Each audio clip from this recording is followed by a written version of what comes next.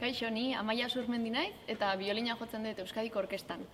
Eta, bueltari buruz pixka bat hitz egiteko, kontatzeko nola junden, niri komentatzeko iruditzen zait, hasieran bai kezka pixka bat baneukala bueltaren gatik ez, 2 hilabete etxean egon ondoren, ez nekielako ondo ze segurtasun neurri hartuko ziren, eta nola egongo ginen denok urduri, edo normalean baino isilago, edo serioago, edo ez nugun imaginatzen nola izango zen egoera ez.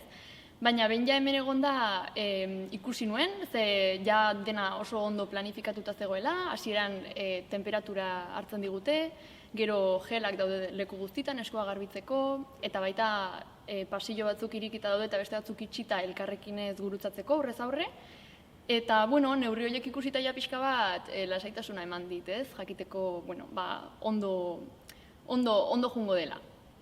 Eta horretaz aparte gero musikalki ari gera jotzen bata bestearen gandik nahiko banatuta, normalen elkarrekin jotzen dugu, baina orain bakoitzaren artean 2 metroko distantzia dago, eta orduan musikalki bada pixka bat zaila, pixka desberdinagoa, ez? Normalean elkarrekin egonda, gertuago entzuten dugu elkar eta ekipo batean zaudelaren sentsazioa daukazu, baina orain bai pixka bat aislatuago gaude, eta hasieran igual bai zen, eta oraindik ere jarraitzen du pixka arraroa izaten, baina, eta arraroa eta zaila baita, ez? Elkarrekin jotzeko, elkarrentzuteko, eta horregatik elkarri laguntzeko jotzen dugun bitartean, baina zuzendaria horretarako dago, eta oso ondo eramaten gaitu denak elkarrekin, orduan, nik uste dut ondo irtengo dela esperimentu hau.